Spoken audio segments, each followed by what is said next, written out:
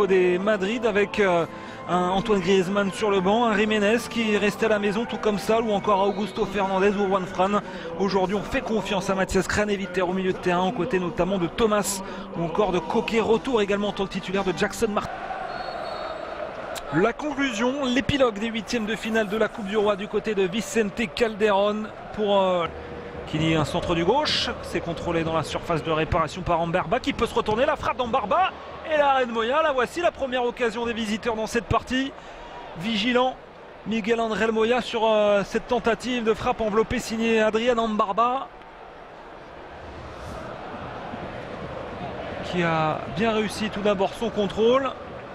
Carrasco encore une fois pour s'y coller avec ce ballon, et c'est Yoel qui s'impose des 2 points avec Carrasco pour mettre ce ballon dans la boîte. La tête, c'est claqué en corner, la tête de Thomas, le milieu de terrain ghanéen, seul là pour reprendre ce ballon quasiment sur la ligne des 18 mètres. Coup de tête arrière et ballon claqué par Yoel au-dessus de sa barre transversale. Joli. Il ne va pas laisser ce ballon sortir. Préféré le conserver en jeu avec ce ballon vers Correa. Correa pour la frappe. Oh, quel but réussi par André Correa, le missile. Avec l'aide de la barre, ça fait 1-0 pour l'Atlético.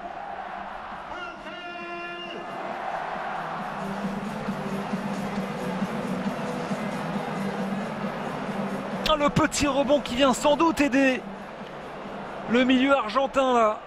Hop, ça lui permet de se mettre dans une position idéale, et derrière, boum, du coup de pied avec l'aide de la barre. Et voilà donc le jeune argentin.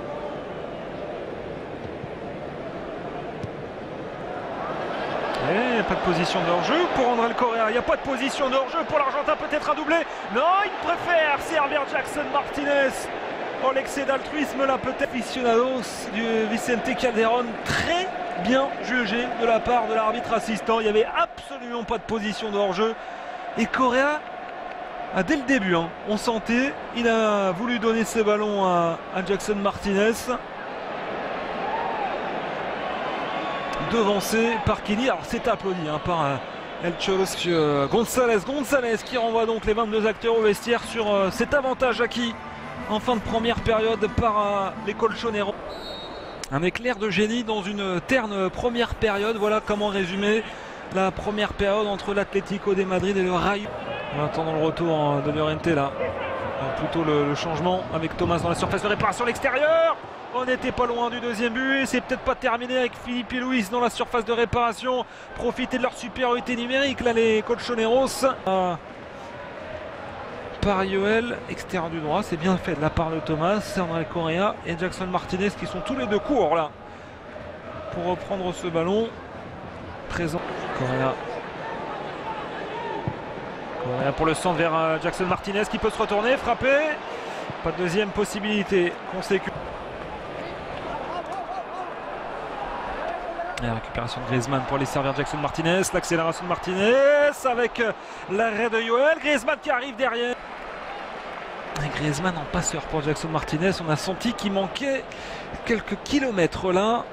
Il n'arrive pas à passer la deuxième. Jackson Martinez, plus de carburant dans le réservoir de l'intercourse. Il a tout de même pu frapper, repoussé par Yoel. On l'a vu derrière Griezmann pour s'offrir une occasion. Le deuxième but peut-être, oui, pour les Colchoneros, messieurs dames, et c'est signé Antoine Griezmann. Il lui aura fallu à peine 5 minutes. On va revoir ça, il y a un peu de réussite, mais il y a surtout le geste du Français, voilà. Le retourné acrobatique, là, à 2 mètres début, tranquille. À demi-début de Yoel, entre Raúl Baena et le portier de cette formation du Rayo. Voilà, on va féliciter le geste du numéro 7 tricolore. Le geste acrobatique en 3 semaines. Une défaite 2-0 à l'Estadio de Vallecas, un match nul, un but partout. Et donc une nouvelle défaite, alors 2 ou 3, peut-être 3 avec Antoine Griezmann qui va s'offrir un doublé dans cette fin de match pour porter la marque à 3 buts. Oh, l'agilité de l'attaquant tricolore qui vient donc porter la marque à 3-0. On le disait, c'est le seul indiscutable, comme une prémonition, quelques instants avant sa rentrée en jeu dans cette seconde période. Le seul indiscutable sur le front de l'attaque madrilène. Eh bien, il lui a suffi de 2 actions pour tranquillement